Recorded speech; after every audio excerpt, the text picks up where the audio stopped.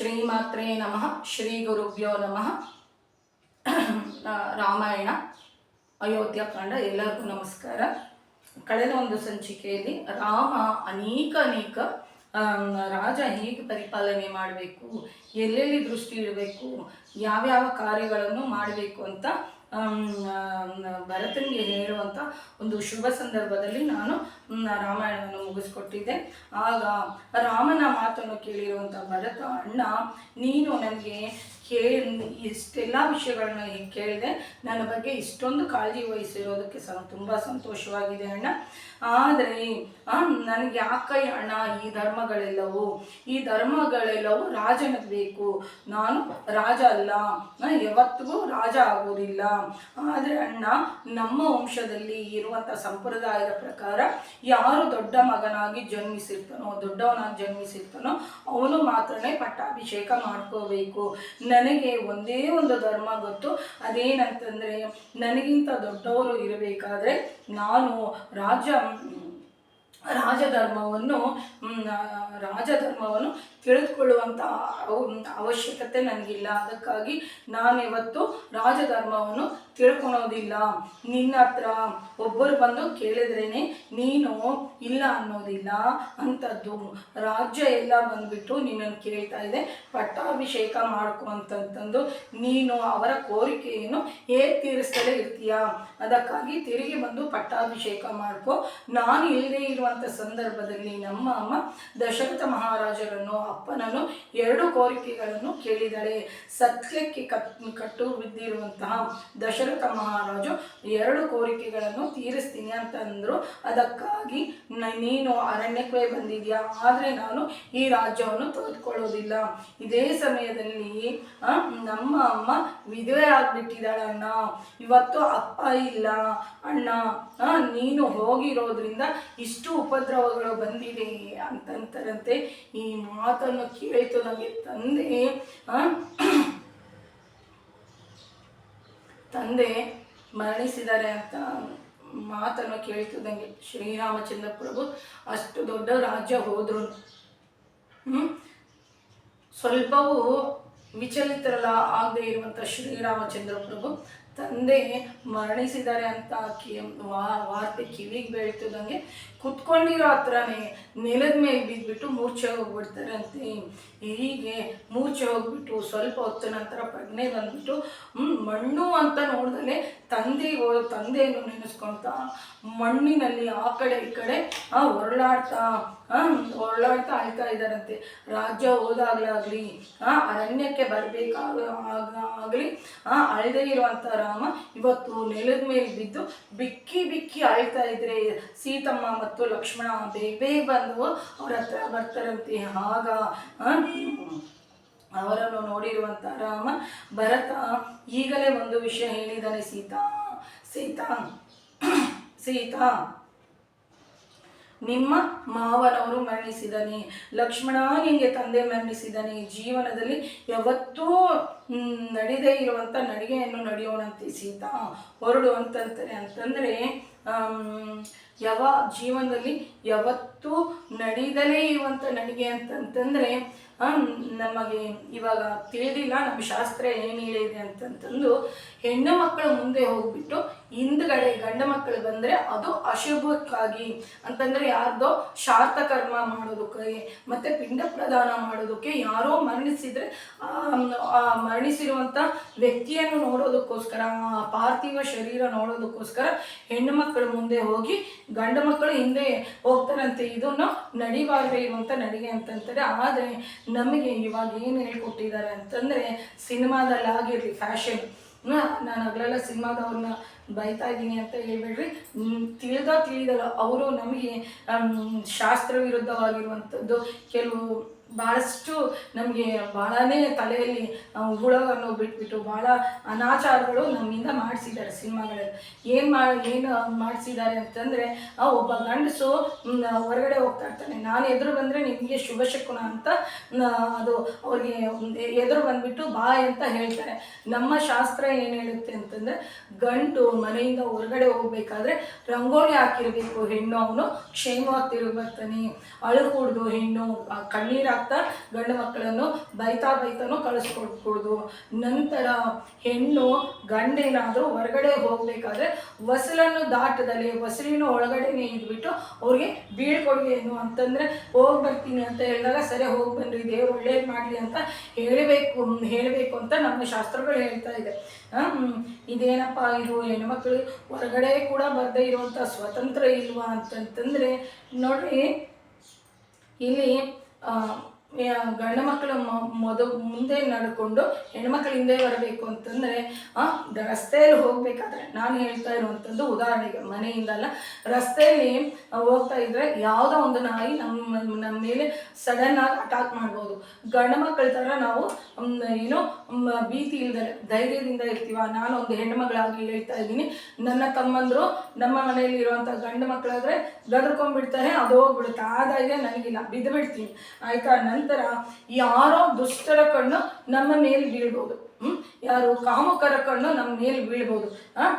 ಅದನ್ನು ತಪ್ಪಿಸೋದಕ್ಕೋಸ್ಕರ ಈ ಹೆಣ್ಣಿಗೆ ರಕ್ಷಣೆಯಾಗಿ ನಾನು ಬಂದಿದ್ದೀನಿ ಅಂತಂತಂದು ಒಂದು ಭದ್ರತೆಗೋಸ್ಕರ ಗಂಡನ ಮುಂದೆ ನಡಿ ಅಂತ ಹೇಳಿದರೆ ವಿನಃ ಇಲ್ಲಿ ಹೆಣ್ಣು ಮಗಳನ್ನು ಕಡಿಮೆ ಅಂತಂದರೆ ಕೀಳು ಮಟ್ಟದಲ್ಲಿ ನೋಡೋದಕ್ಕೆ ಅಲ್ಲ ಅಂತ ನಾವು ತಿಳ್ಕೊಬೇಕಾಗುತ್ತೆ. ಈ ಥರ ನಡೆಯೋಣಂತೆ ಅಂತ, ಇದು ನಡಿಬಾರ್ದು ಇರುವಂಥ ನಡಿಗೆ ಅಂತ ನಾವಿಲ್ಲಿ ತಿಳ್ಕೊಬೇಕಾಗುತ್ತೆ. ಮತ್ತು ಶ್ರೀರಾಮಚಂದ್ರ ಪ್ರಭು ಮತ್ತೊಂದು ಮಾತನ್ನು ಹೇಳ್ತಾರೆ, ನನ್ನ ತಂದೆ ಹೋಗಿದ್ದಾರೆ ಅಂತ ಅವ್ರು ಅಳಿಲ್ಲ, ಲಕ್ಷ್ಮಣ ನಿನ್ನ ತಂದೆ ಹೋಗಿದ್ದಾರೆ ಅಂತ ಹೇಳ್ತಾರೆ. ಇದೇನಪ್ಪ ಇದು ಅಂತಂದರೆ ರಾಮನನ್ನು ಎತ್ತ ತಂದೆಯಂತೆ ಎಲ್ಲ ಕಾಲದಲ್ಲೂ ಕಾಪಾಡ್ಕೊಳ್ಳೋದಕ್ಕೆ ಲಕ್ಷ್ಮಣ ಸ್ವಾಮಿ ಇದ್ದಾರೆ, ಅದಕ್ಕಾಗಿ ಲಕ್ಷ್ಮಣ ನಿನ್ನ ತಂದೆ ಸತ್ತೋಗಿದ್ದಾರೆ ಅಂತ ಹೇಳಿದಾರಂತೆ. ಹೇಳಿದ್ರಂತೆ. ಆಗ ರಾಮ ಮಂದಾಕಿನಿ ನದಿಯಲ್ಲಿ ಸ್ನಾನ ಮಾಡಿಬಿಟ್ಟು ದಕ್ಷಿಣ ದಿಕ್ಕಿಗೆ ತಿರುಗಿಬಿಟ್ಟು ದಶರಥ ಮಹಾರಾಜರಿಗೆ ಜಲತರ್ಪಣಗಳನ್ನು ಸಮರ್ಪಣೆ ಮಾಡ್ತಾರೆ. ನಂತರ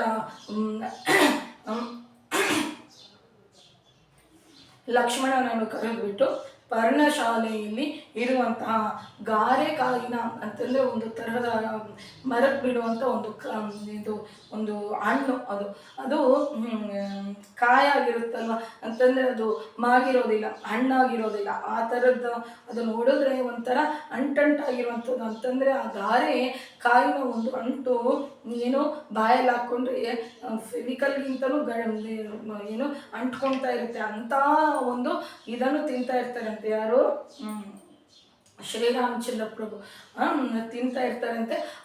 ಯಾಕೆ ಗಾರೆ ಹಿಟ್ಟನ್ನು ತೆಗೆದುಕೊಂಡು ಇದು ಮಾಡು ಬಾ ಅಂತಂತಂದರೆ ಆ ದಿನ ಗಾರೆ ಕಾಯಿಯಿಂದ ತೆಗೆದಿರುವಂಥ ಇದನ್ನು ಅದರ ಒಳಗಡೆ ಇರುವಂಥ ಒಂದು ಗುಜ್ಜನ್ನೇ ಶ್ರೀರಾಮಚಂದ್ರ ಪ್ರಭು ತಿಂದಿರ್ತಾರೆ. ನಾವೇನು ತಿಂದಿರ್ತೀವೋ ಅದನ್ನೇ ಪಿತೃದೇವತೆಗಳಿಗೆ ಸಮರ್ಪಣೆ ಮಾಡಬೇಕು ಅಂತ ನಮ್ಮ ಶಾಸ್ತ್ರಗಳು ಹೇಳ್ತಾ ಇರ್ತವೆ. ಹಾಗೆ ಬಾರೆಹಣ್ಣನ್ನು ಕೂಡ ಕಲಸಿ ತಗೊಂಬ ಅಂತಂತಾರೆ. ಬಾರೆಹಣ್ಣು ಮತ್ತು ರೇಗು ಗಾರೆಕಾಯಿನ ಒಂದು ಒಳಗಡೆ ಇರುವಂಥ ತಿರಳನ್ನು ತಿಂದಿರ್ತಾರೆ ಅಂತ ನಾವಿಲ್ಲಿ ತಿಳ್ಕೊಬೇಕಾಗುತ್ತೆ. ಹಾಗೆ ಧರ್ಮಾಸನದ ಕೊನೆಗಳನ್ನು ದಕ್ಷಿಣ ದಿಕ್ಕಿಗೆ ಇರುವಂತೆ ಹಾಸ್ಬಿಟ್ಟು ಅವುಗಳ ಮೇಲೆ ಆ ಉಂಡೆಯನ್ನು ಕಟ್ಬಿಟ್ಟು ಆ ಗಾರೆ ಹಿಟ್ಟಿನ ಉಂಡೆಯನ್ನು ಇಟ್ಬಿಟ್ಟು ತಾನೇನು ತಿಂದಿದನೋ ಪಿತೃದೇವತೆಗಳನ್ನು ಅದೇ ಇಟ್ಬಿಟ್ಟು ಪಿಂಡ ಪ್ರದಾನ ಮಾಡ್ತಾರಂತೆ. ಹೀಗೆ ದಶರಥರಿಗೆ ಪಿಂಡ ಪ್ರದಾನ ಆದಮೇಲೆ 4 ಜನ ಬಂದು ಅಲ್ಲಿ ಕೂತ್ಕೊಳ್ತಾರಂತೆ. ಆಗ ಭರತ, ಅಣ್ಣ, ನಾನು ಯಾವತ್ತೂ ರಾಜ್ಯವನ್ನು ಕೋರ್ಕೊಂಡಿಲ್ಲ, ನಮ್ಮ ಅಮ್ಮ ಕೇಳಿರುವಂಥ ಮಾತು ನನಗೆ ಗೊತ್ತಿಲ್ಲ, ನನಗೆ ಈ ರಾಜ್ಯ ಬೇಕಾಗಿಲ್ಲ, ಈ ರಾಜ್ಯ ನೀನು ಮಾತ್ರನೇ ವಹಿಸಬಲ್ಲೆ, ನಾನು ಇದರ ಭಾರವನ್ನು ವಹಿಸೋದಕ್ಕಾಗೋದಿಲ್ಲ. ಅದಕ್ಕಾಗಿ ಇಷ್ಟು ಜನ ಪೌರರು ಜನಪದರು ಮೊದಲಾಗಿರುವಂಥವ್ರು ಬಂದಿದ್ದಾರೆ, ಆದ್ದರಿಂದ ದಯಮಾಡಿ ಈ ರಾಜ್ಯವನ್ನು ಸ್ವೀಕಾರ ಮಾಡು ಅಂತಂತಾರಂತೆ. ಆಗ ಶ್ರೀರಾಮಚಂದ್ರ ಪ್ರಭು ಭರತನ ಮಾತಿಗೆ ಹೀಗೆ ಹೇಳ್ತಾರಂತೆ, ನಾವು ಎಲ್ಲಿರಬೇಕು ಅಂತ ನಿರ್ಣಯ ಮಾಡಬೇಕಾಗಿರುವಂಥವ್ರು ನಮ್ಮ ತಂದೆ. ನಾನು 14 ವರ್ಷಗಳು ಅರಣ್ಯವಾಸ ಮಾಡಬೇಕು, ನೀನು ರಾಜ್ಯ ತಗೋಬೇಕು, ನೀನು ಕೊಟ್ಟಿರೋದನ್ನು ನೀನು ತಗೋ, ನನಗೆ ಕೊಟ್ಟಿರೋದನ್ನು ನಾನು ತಗೊಳ್ತೀನಿ. ಅಷ್ಟೇ ಆಗಲಿ, ತಂದೆ ಕೊಟ್ಟಿರೋದನ್ನು ತಾರುಮಾರು ಮಾಡುವಂಥ ಅಧಿಕಾರ, ಬದಲಾವಣೆ ಮಾಡುವಂಥ ಅಧಿಕಾರ ನಮಗಿಲ್ಲ ಅಂತ ಹೇಳ್ತಾರಂತೆ. ಆ ದಿನ ರಾತ್ರಿ ಎಲ್ಲರೂ ಮಲ್ಕೊಂಡಿರ್ತಾರಂತೆ. ಮಾರನೇ ದಿನ ಬೆಳಿಗ್ಗೆ ಎದ್ಬಿಟ್ಟು ಎಲ್ಲರೂ ನಿಶ್ಶಬ್ದದಿಂದ ಕೂತ್ಕೊಂಡಿರ್ತಾರಂತೆ. ಇಷ್ಟರಲ್ಲಿ ವಸಿಷ್ಠ ಮಹರ್ಷಿಗಳು ಕೌಸಲ್ಯ, ಸುಮಿತ್ರ, ಕೈಕೇಯಿ ಈ ಪ್ರಾಂತ್ಯಕ್ಕೆ ಸೇರ್ಕೊಳ್ತಾರಂತೆ. ರಾಮನನ್ನು ಭೇಟಿಯಾಗುವಂಥ ಆತುರದಲ್ಲಿ ಭರತ ಉಳಿದಿರುವಂಥ ಪರಿಜನಕ್ಕಿಂತ ಮುಂಚೆನೇ ಬಂದಿರ್ತಾರಂತೆ. ಆಗ ಕೌಸಲ್ಯ ಮಂದಾಕಿನಿ ನದಿ ತೀರದಲ್ಲಿರುವಂಥ ಗಾರೆ ಹಿಟ್ಟನ್ನು, ಗಾರೆಯ ಒಂದು ತಿರುಳನ್ನು ಮತ್ತು ಬಾರೆಹಣ್ಣಿನ ಒಂದು ಉಂಡೆಗಳನ್ನು ನೋಡಿಬಿಟ್ಟು ರಾಮ ಇದರಿಂದ ಪಿಂಡ ಪ್ರದಾನ ಮಾಡಿದ್ದಾನೆ ಅಂತಂದರೆ ರಾಮ ಇವತ್ತು ಇದನ್ನು ತಿಂದು ಬದುಕ್ತಾ ಇದ್ದಾನೆ ಅಂತ ಬಹಳ ದುಃಖ ಆಗುತ್ತಂತೆ. ಅಲ್ಲಿ ಎಲ್ಲರೂ ಬಂದು ಸೇರ್ಕೊತಾರಂತೆ. ಆಗ ಭರತ ಎದ್ದುಬಿಟ್ಟು, ಅಣ್ಣ, ಯಾವ ರಾಜ್ಯ ನಮ್ಮಮ್ಮ ನನಗೆ ಕೊಟ್ಟಿದ್ದಾಳೋ ಆ ರಾಜ್ಯವನ್ನು ನಾನು ನಿನಗೆ ಕೊಡ್ತಾ ಇದ್ದೀನಿ. ಕುದುರೆ ಮತ್ತು ಕತ್ತೆ 4 ಕಾಲಿನ ಜಂತುಗಳು ಒಂದೇ ಅರಣ್ಯದಲ್ಲಿ ಇರ್ತವೆ. ಆಗಿದ್ದಷ್ಟು ಮಾತ್ರಕ್ಕೆ ಕುದುರೆ ನನಗೆ ಕತ್ತೆಗೆ ಬರುತ್ತಾ? ನಾವಿಬ್ಬರು ದಶರಥ ಮಹಾರಾಜರ ಪುತ್ರರೇ, ಆದರೆ ರಾಜ್ಯ ನಿರ್ವಹಣೆಯಲ್ಲಿ ನಿರಗಿರುವಂಥ ಶಕ್ತಿ ನನಗೆಲ್ಲಕ್ಕೆ ಬರುತ್ತಣ್ಣ. ಅದಕ್ಕಾಗಿ ಈ ರಾಜ್ಯವನ್ನು ನೀನೇ ಸ್ವೀಕರಿಸು ಅಂತಾರಂತೆ. ಆಗ ರಾಮ ಹೇಳ್ತಾರಂತೆ, ಭರತನ ಮಾತಿಗೆ ಸಮಾಧಾನ ಉತ್ತರವನ್ನು ಹೇಳ್ತಾ ಇದ್ದಾರಂತೆ ಶ್ರೀರಾಮಚಂದ್ರ ಪ್ರಭು. ಎಷ್ಟು ಜ್ಞಾನದಿಂದ ಮಾತಾಡ್ತಾರಪ್ಪ. ಇವಾಗ ತನಕ ಬಾಯಿ ಬಿಟ್ಟು ಮಾತಾಡಿದ್ದೇ ಇಲ್ಲ ನನ್ನ ತಂದೆ ಶ್ರೀರಾಮಚಂದ್ರ ಪ್ರಭು. ಇವಾಗ ಯಾವಾಗಲೂ ಸೈಲೆಂಟ್ ಆಗಿರುವಂಥದ್ದು, ಯಾವಾಗಲೂ ವಟವಟ ಅಂತ ಇರುವಂಥದ್ದು ಎರಡು ತಪ್ಪೆ. ಸಂದರ್ಭ ಬಂದಾಗ ಮಾತಾಡಬೇಕು. ಇದು ರಾಮನನ್ನು ನೋಡಿ ನಾವು ಕಲ್ತ್ಕೋಬೇಕು. ಒಂದು ದಿನ ರಾಮ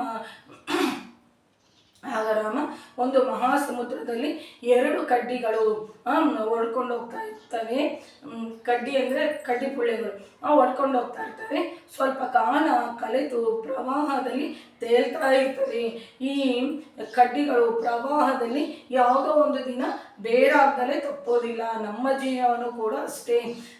ನಾವು ಯಾವುದರಿಂದ ಬಂದಿದೆಯೋ, ಯಾವುದರಿಂದ ಒಬ್ಬನಾಗಿ ಬಂದಿದೆಯೋ ಮತ್ತೆ ಅದರಲ್ಲಿ ಒಬ್ಬನಾಗಿ ಹೋಗ್ಬಿಡಬೇಕು. ಅಂದರೆ ಪಂಚಭೂತಗಳಿಂದ ನಮ್ಮ ಶರೀರ ಬಂದಿರುತ್ತೆ. ಆ ಪಂಚಭೂತಗಳಲ್ಲೇ ನಾವು ಹೋಗ್ಬೇಕು. ಜೊತೆಯಲ್ಲಿ ಬರುವಂಥವ್ರು ಯಾರೂ ಇರೋದಿಲ್ಲ. ಇದನ್ನು ಓದ್ತೀವಿ. ಜೊತೆಯಲ್ಲಿ ಬರುವಂಥವ್ರು ಯಾರೂ ಇಲ್ಲ. ಇದನ್ನು ತಿಳಿದಿರುವಂಥವ್ರು. ಆದ್ದರಿಂದಲೇ ದಶರಥ ಮಹಾರಾಜರು ಯಾಗ ಯಜ್ಞಾದಿ ಕ್ರತುಗಳನ್ನು ಮಾಡಿ ಪುಣ್ಯವನ್ನು ಮೂಟೆ ಕಟ್ಕೊಂಡು ಸ್ವರ್ಗಕ್ಕೆ ಹೋಗ್ಬಿಟ್ಟಿದ್ದಾರೆ. ತಂದೆ ಒಂದು ಮಾತನ್ನು ಹೇಳಿ ಹೋಗಿದ್ದಾರೆ. ಅದರ ಪ್ರಕಾರ ನೀನು ರಾಜ್ಯವನ್ನು ತೆಗೆದುಕೋ ಅಂತಂತಾರಂತೆ. ಆಗ ಭರತ, ಅಣ್ಣ, ನಾನು ನನ್ನ ತಾಯಿಯನ್ನು ಸಾಯಿಸೋಣ ಅಂತ ಅಂದ್ಕೊಂಡೆ. ಅಮ್ಮನನ್ನು ಸಾಯಿಸಿದ್ರೆ ನೀನು ನನ್ನೊಂದಿಗೆ ಮಾತನಾಡೋದಿಲ್ಲ ಅಂತ ನಾನು ಸಾಯಿಸಲಿಲ್ಲ. ಸಭಾಮುಖವಾಗಿ ತಂದೆಯನ್ನು ಯಾವತ್ತೂ ನಿಂದನೆ ಮಾಡಿಕೊಡ್ದು. ಮರಣಕಾಲ ಬಂದಾಗ ಬುದ್ಧಿ ವಿಪರೀತ ಹೊಂದುತ್ತೆ. ಯಾರಿಗಾದ್ರೂ ಮರಣಕಾಲ ಬಂದಾಗ ಬುದ್ಧಿ ವಿಪರೀತ ಹೊಂದುತ್ತಂತೆ. ಬಹುಶಃ ದಶರಥ ಮಹಾರಾಜರಿಗೂ ಕೂಡ ಈ ವಿಪರೀತ ಬುದ್ಧಿ ಹುಟ್ಟಿರೋದ್ರಿಂದಲೇ ಆತ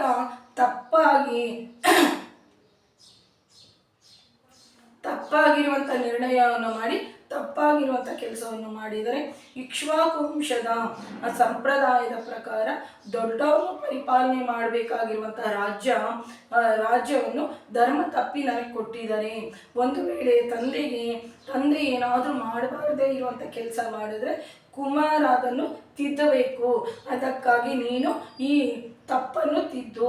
ಹಾಗೆ ಕ್ಷತ್ರಿಯನು ರಾಜ್ಯ ಪರಿಪಾಲನೆ ಮಾಡುವಂಥ ಧರ್ಮ ಯಾವಾಗಿರುತ್ತೆ. ಆದರೆ ನೀನು ರಾಜ್ಯ ಪರಿಪಾಲನೆಯನ್ನು ಬಿಟ್ಬಿಟ್ಟು ತಾಪಸಿ ವ್ಯಕ್ತಿಯನ್ನು ಅವಲಂಬಿಸಿದೆಯಾ ಅಂತಂತಾರಂತೆ. ಈ ರಾಮ ಮತ್ತು ಭರತರ ಮಧ್ಯೆ ನಡೀತಾ ಇರುವಂಥ ಧರ್ಮ ಸಂಭಾಷಣೆಯನ್ನು ಕೇಳೋದಕ್ಕೆ ದೇವತೆಗಳು, ಮಹರ್ಷಿಗಳು ಮೊದಲಾಗಿರುವಂಥವರು ಬಂದು ಆಕಾಶದಲ್ಲಿ ನಿಂತ್ಕೊಂಡಿರ್ತಾರೆ. ರಾಮನನ್ನು ಭರತ ಹೇಗೆ ಕನ್ವಿನ್ಸ್ ಮಾಡ್ತಾನೆ, ಭರತನನ್ನು ರಾಮ ಹೇಗೆ ಒಪ್ಪಿಸಿ ತಾನು ಅರಣ್ಯವಾಸ ಮಾಡ್ತಾನೆ ಅಂತ ಬರುವ ಒಂದು ಸಂಚಿಕೆಯಲ್ಲಿ ತಿಳಿದುಕೊಳ್ಳೋದಕ್ಕೆ ಪ್ರಯತ್ನ ಮಾಡೋಣಂತೆ. ನಮ್ಮ ಸದ್ಗುರುನಾಥ ಮಹಾರಾಜ್ ಕಿ ಜೈ. ಜೈ ಶ್ರೀರಾಮ್. ನಮ್ಮ ಚಾನೆಲ್ ಇಷ್ಟ ಆಗಿದ್ರೆ ಸಬ್ಸ್ಕ್ರೈಬ್ ಮಾಡಿಕೊಳ್ಳ್ರಿ, ಶೇರ್ ಮಾಡಿ ಹಾಗೂ ಲೈಕ್ ಮಾಡಿ. ಜೈ ಶ್ರೀರಾಮ್.